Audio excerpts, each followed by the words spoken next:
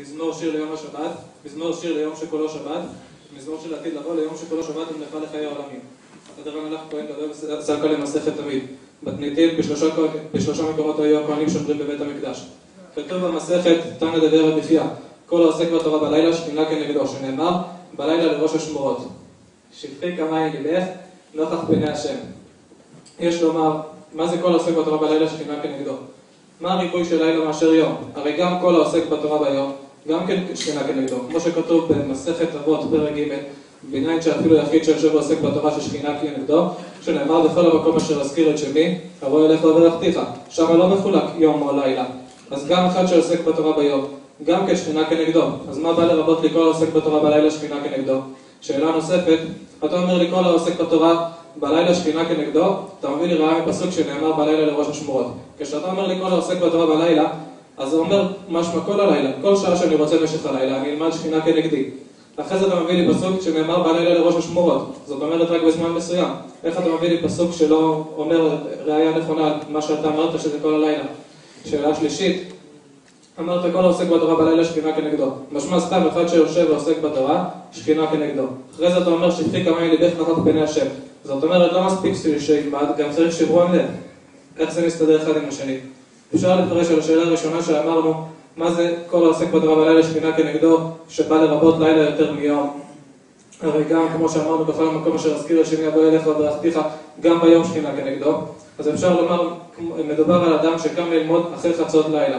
אחרי חצות לילה כתוב בספר שער הכוונות, יש דבר מיוחד שבן אדם שלומד אחרי חצות לילה אין אותו מי שעוסק ביום. אחד שלומד אחרי חצות לילה משלוך על הזכות של חסד למחרת כל היום. אחד שלומד תורה ביום אז באמת שכינה כנגדו, כמו שכתוב בכל המקום אשר אזכיר את שמי אבוא אליך וברכתיך. אחרי שהוא מסיים ללמוד, שכינה תחזור כשהוא יחזור ללמוד. אבל אדם שלומד אחרי חצות לילה, חוט של חסד משלוך עליו כל היום למחרת, וזה הריבוי כל העוסק בתורה בלילה, שכינה כנגדו. השאלה שנייה שאמרנו, מה זה כל העוסק בתורה בלילה שכינה כנגדו, ואחרי זה אתה אומר לי בלילה לראש השמורות, זאת אומרת זמן מסוים ולא כל הלילה. אפשר לומר באמת כמו שאמרנו, מדובר על אדם שקם ללמוד בחצות לילה. אז מה זה לראש השמורות? זמן מסוים. מה זה באמת נקרא לילה שכתוב כל עוסק בתורה בלילה? הכוונה חצות לילה. למה חצות לילה? הלילה מחולק לארבעה חלקים. 4 שמורות. 2 השמורות לפני חצות, 2 השמורות אחרי חצות. חצות לילה זה נקרא לילה של 2 השמורות האחרונות, ליל 2 השמורות האחרונות. וזה מה שכתוב כל עוסק בתורה בלילה. אחד שקם בחצות לילה, אז זה לילה ל2 השמורות הראשונות. השאלה השלישית שאמרנו, מה זה שפכי כמים ליבך נוכח פני השם? משמע שצריך גם שברון לב.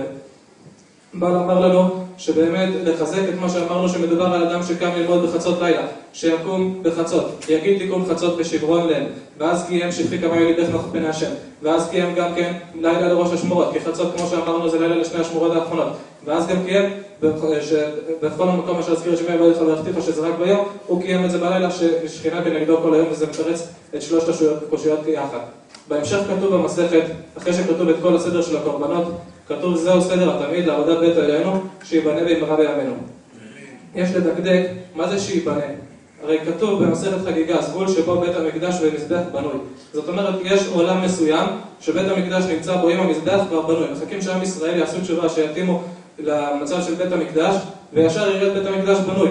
אז מה זה מה שכתוב שיבנה? היה לו לומר שיתגלה. ויש לומר מה שכתוב שיבנה, שבאמת עם ישראל יבנו את בית המקדש. משמיים ירד בית המקדש בנוי, שזה כמו עטיפה חיצונית. כמו שעם ישראל מקריבים קורבנות, יורדת אש מן השמיים ועוטפת את הקורבן, כמו גוף שעוטף את הנשמה, ככה תרד עטיפה חיצונית לבית המקדש מלמעלה ותעטוף את מה שעם ישראל יבנו. עוד כתוב בסוף, מזמור שיר ליום השבת, ליום שכולו שבת, זאת אומרת לעתיד לבוא. יש לשאול מהיכן ההכרח של הגמרא לומר שמזמור שיר ליום השבת הכוונה באמת לעתיד לבוא. אולי הכוונה שבת רגילה, כמו שהייתה אתמול. מי אמר שזה דווקא מזמור שיר ליום השבת זה לעתיד לבוא? ויש לפרש מזה שכתוב מזמור שיר ליום השבת, המילה ליום מיותרת. היה יכול לומר מזמור שיר לשבת. מה זה ליום השבת? אמר לנו ליום שכולו שבת, ומלאכה לחיי העולמים.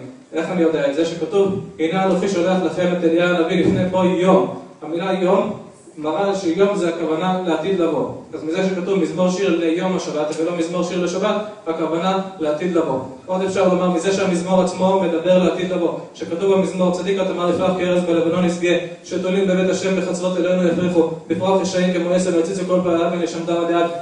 כל הפסוקים האלה ועוד פסוקים, כל הפסוקים האלה מדברים על דברים שיהיו לעתיד לבוא. אז בזה שהמזמור עצמו מדבר לעתיד לבוא, אז הגמרא הסיקה שמדובר מזמור שיר לעתיד לבוא. עוד אפשר לומר, מזמור שיר ליום השבת, ראשי תיבות למשה, מ' ש' ל' אותיות למשה.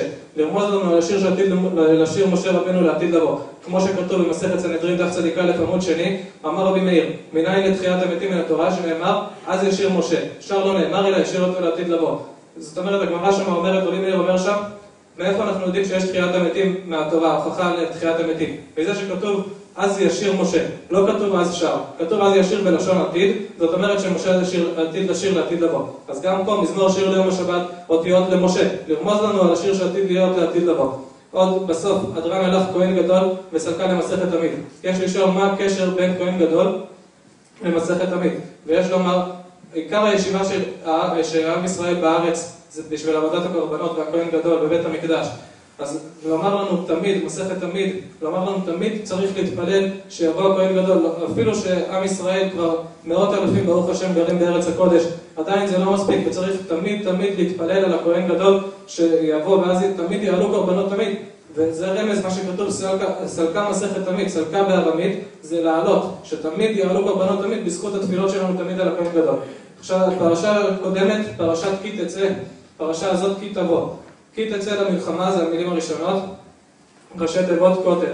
לרמוז לנו אדם שרוצה לצאת למלחמה ליצר הרע, צריך להתפלל בכותל, צריך להתפלל לקדוש ברוך הוא. ואז אחרי שהוא ינצח אותו, יזכה להגיע לפרשה הבאה, כי תבוא אל הארץ, שתזכה להיות בארץ, וכמו שאמרנו, עיקר התכלית בארץ, זה עבודת הקורבנות עם הכהן גדול, ונזכה שפנה בית המקדש במהרה בימינו, אמן כן יהי רצון, ביחד עם סבא וסבתא, השם ישלח להם רפואה שלמה, אורך ימים ושנות חיים בריאים ושלמים בכל האיברים והגידים, וגם לדוד שלי זאב בן מישיימה, אורך ימים ושנות חיים בריאים ושלמים בכל האיברים והגידים, אמן כן יהי רצון.